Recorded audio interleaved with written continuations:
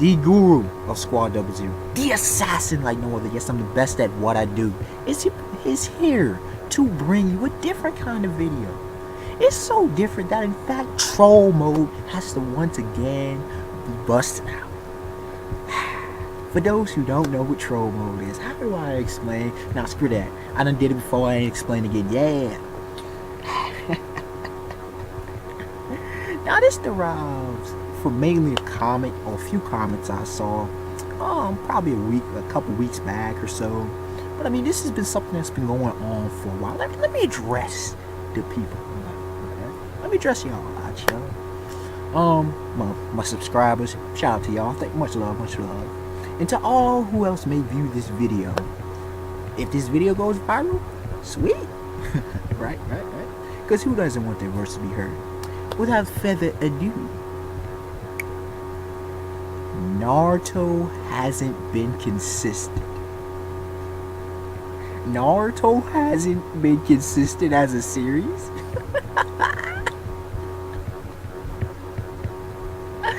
Yo, that's mad funny, yo. It's not the funniest thing I've ever heard, but that's a good bloody joke, right? That's a joke! Because anyone who doesn't think that's a joke is ludicrous and hasn't paid any attention to the series. As a dude who's non-fan, but there's reasons as to why I'm a non-fan. I would love to be a fan, but you know, that's another topic for another day, another discussion, which I've kind of addressed in the past. So, you know, I do reviews of Naruto. I've been reading it weekly for a while now. Pretty much since Kagyu got the ball really rolling. I mean, Madara had already got the ball rolling. But, you know, let me not dabble too much into the divergence. Because we want to keep this video short for the short attention spans, right?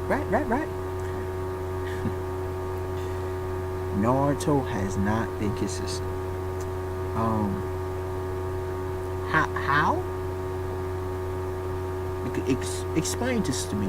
Oh, you want to spread it into parts? Really?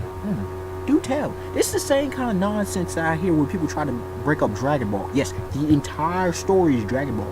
Z was thrown in there with the anime. Shippuden was thrown in there in the anime. The entire manga is known as Naruto. Same thing as the entire manga is known as Dragon Ball. Oh, part one was a masterpiece. Part 1 is a masterpiece. Look, ladies and gentlemen, before I go into that right there, let me begin by saying this. Opinions are rarely valid. As I present it in my opinions versus views video. Yeah, go check that out. Maybe it'll help you understand the way I think. Logic, reason, facts, and evidence. That's what I keep. People say, oh, that's what you preach, but you don't. Yes, I do actually use consistent logic if you understand the thought process in which I do. There's a method to my madness. But, again, we don't want to go too much into the tangents because people's short attention spans, yeah, all over the place. Like you got bunny attention spans. But regardless, opinions are rarely valid because opinions do not be backed up by logical reasoning. This is no hard understanding. So the people, I respect the people say, opinion everybody has. Cool, ain't nobody care. You could say the sky is, they say purple. That actually happens. You could say, if you believe the earth is flat, that's your opinion. If this has been debunked with facts, then your opinion is null and void. Duh, this should be common sense. It should be elementary. But no. People want to hold on religiously to their opinions. Ladies and gentlemen, opinion doesn't apply in general. Life isn't run off of opinions in general. Especially to you who value science so much. If you value science or philosophy, you can't go by opinions. And most people confuse opinion with views and viewpoints. Views and viewpoints actually have logic, reason, facts, and evidence to back them. Now, when there is no facts, it doesn't necessarily mean something opinion, okay? Opinion based, it doesn't make that. Inferences aren't opinion based, they're based off of information given and it's hypothesized and potentially theorized, okay?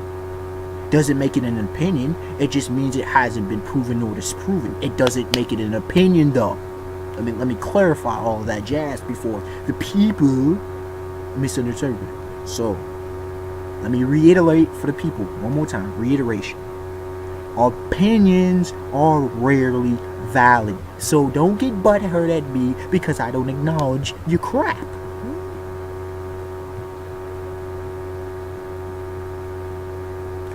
Now, if you actually present logic, reason, facts, evidence, sometimes just logic and reason, I can listen to you and I might actually change my view or tweak it.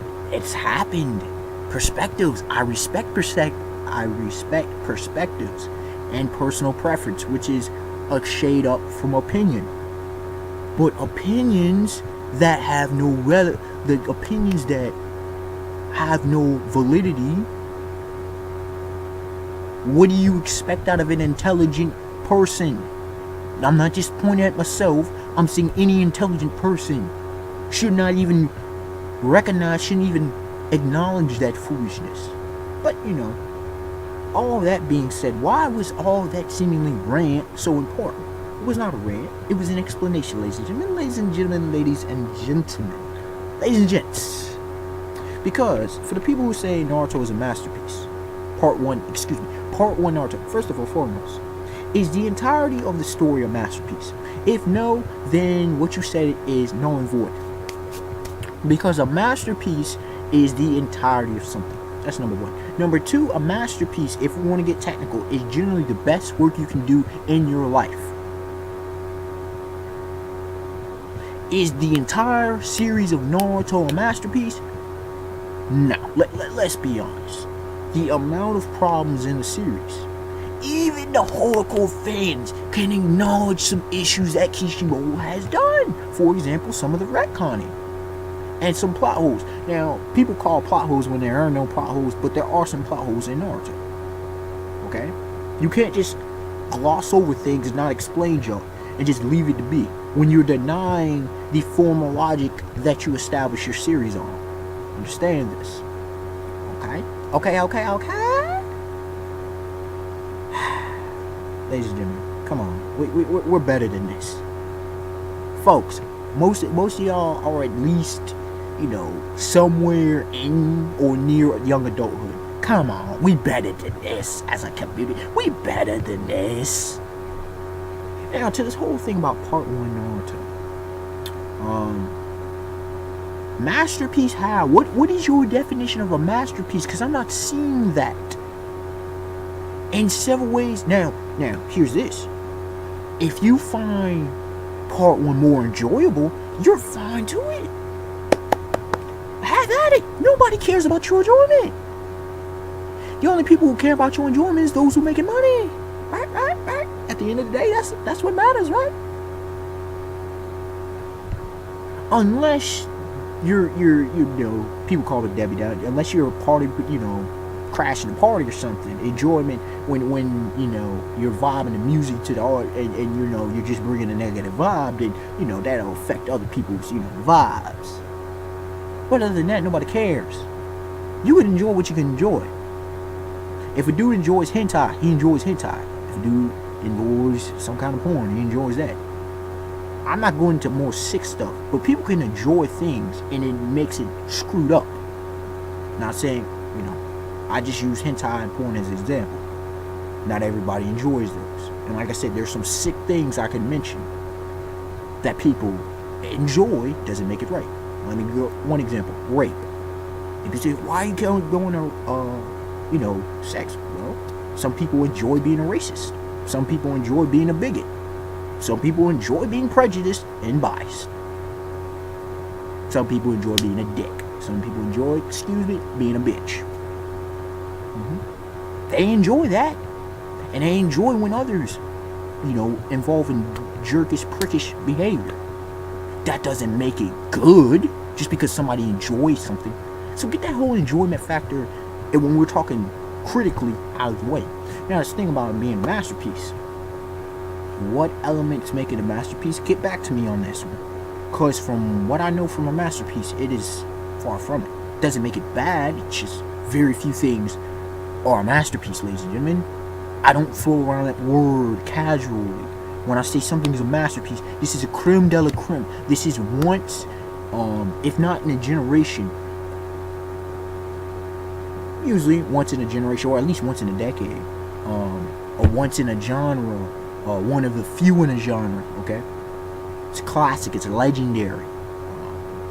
I may use certain these words, but I'm not really, but if I'm talking critically, legendary, okay? Is Naruto truly legendary?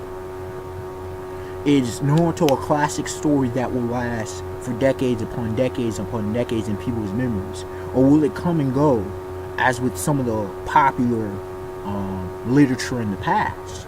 Okay? Keep that in mind. Part 1 Naruto? Really? If the story would have ended with the Naruto Sasuke situation, that's where y'all ended it. First of all, that wasn't even what?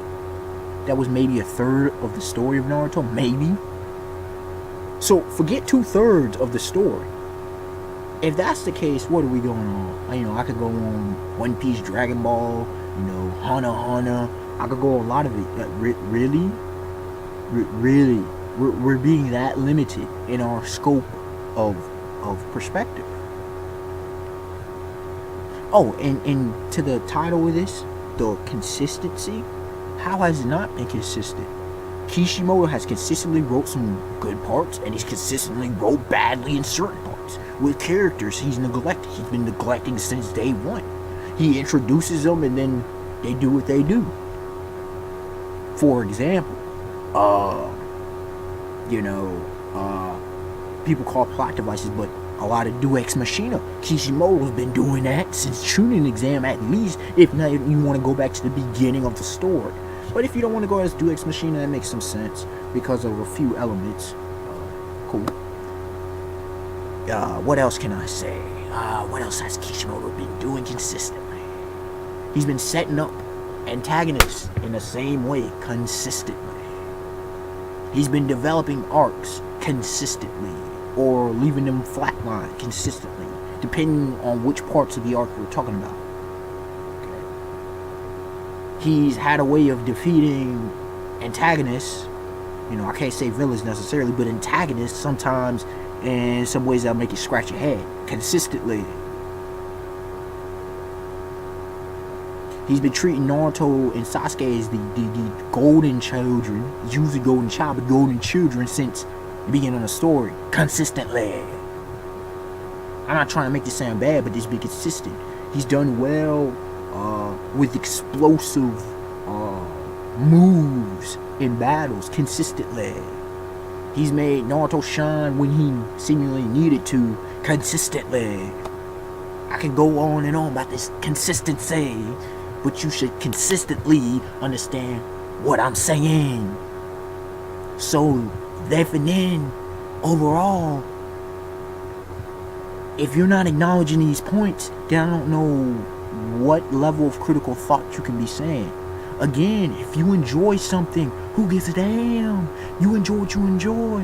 But trying to say, your enjoyment is now the validation of critical analysis is retarded. And ladies and gentlemen, let me clarify, because I had a good discussion with a good friend of mine. She about the whole word retarded, as I generally explain.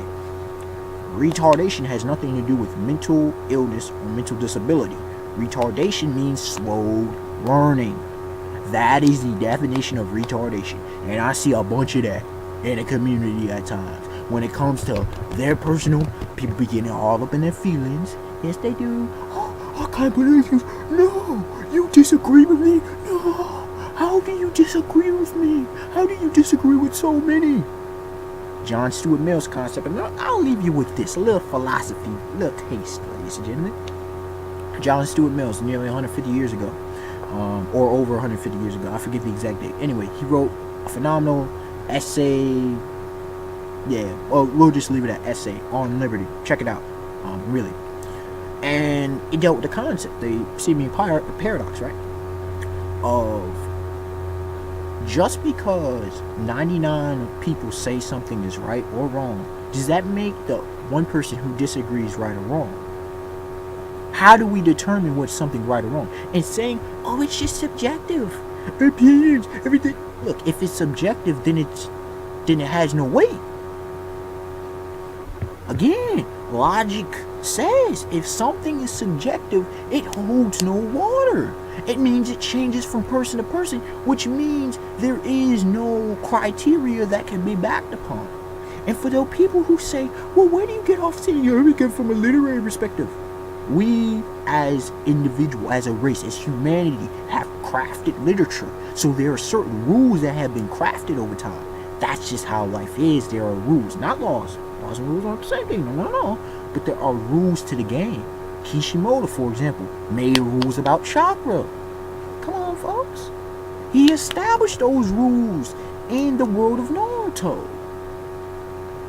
Kishimoto established rules for the Sharingan, the Mingekyo Sharingan, the internal Mingekyo Sharingan, the Rinnegan, the Byakugan.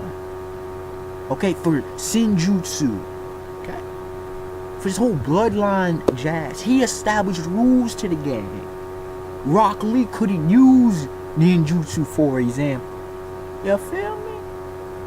You gotta feel me. You gotta feel me. Naruto, as far as I know, ain't been rocking genjutsu. You feel me?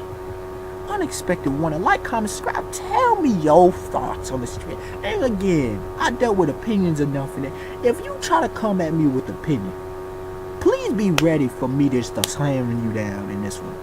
Alright. We good. Hopefully don't have to deal with this again. But in case I do, you already know. Troll mode signing out. Peace. Have a beautiful day, beautiful night. Oh man, people be killing me.